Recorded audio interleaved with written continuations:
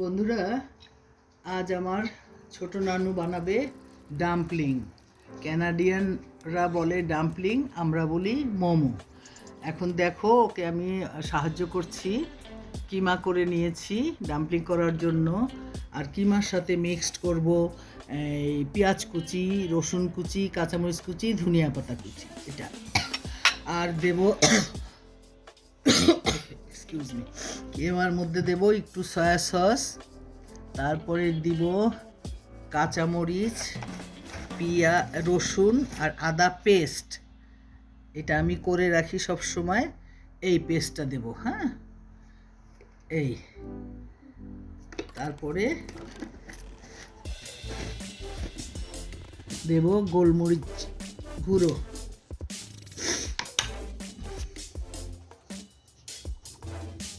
ব্যাস। এই আর এই সব একসাথে মিক্সড করে পুর বানিয়ে নিলাম আমি। এগুলো সব একসাথে মিক্সড করে নিলাম, এটা আমার পুর হবে।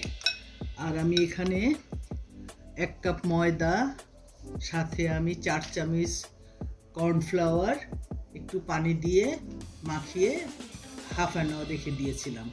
এখন এইটা আমার নানু আমাকে রুটির মতো করে দিবে, আমি বানাবো। হ্যাঁ, তোমরা দেখতে থাকো, আমাদের সাথে থাকো, কেমন? এই যে বন্ধুরা, দেখো, আমার ছোট নাতি আমাকে রুটি বানাতে হেল্প করছে।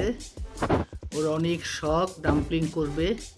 এই রুটি বানিয়ে এভাবেও গোল করে ও কেটে দিচ্ছে, তারপরে আমি বানাবো।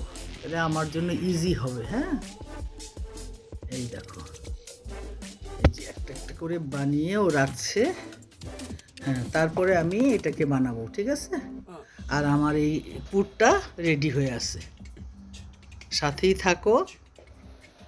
এই দেখো বন্ধুরা, আমি কয়েকটা শেপ করেছি। শেপটা তো মেইন না, মেইন হলো খাওয়াটা, টেস্টটা। তো এখন দেখো, বিভিন্ন শেপে করা যায়, যে যে শেপে পছন্দ করো তোমরা করে নিও। এই দেখো, আমি কয়েকটা শেপে করেছি এখানে।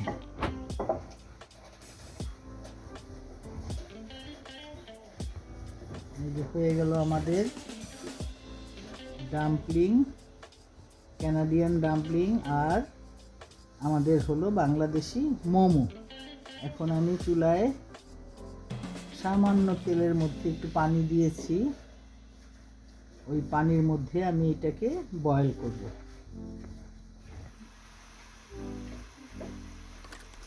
এই যে একটা শেপ, এই যে একটা শেপ, তোমরা যে যে শেপে করতে চাও করতে পারো।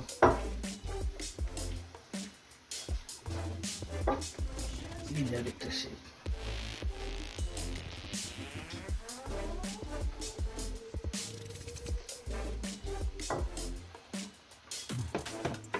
হতে থাকবে, তারপরে বয়েল হলে আমি নামিয়ে নেব। এই যে দেখো বন্ধুরা, ডাম্পলিং হয়ে গেছে।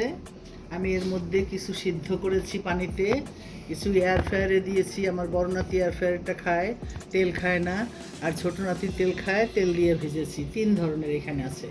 এখন আমি এটা খাওয়ার জন্য সস করে দেখাচ্ছি তোমাদের।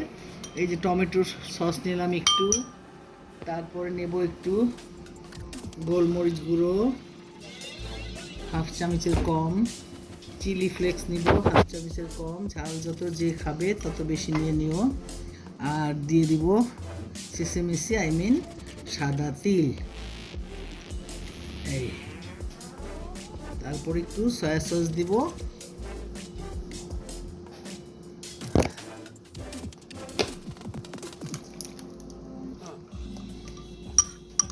এই দেখো, সস হয়ে গেল, বাস।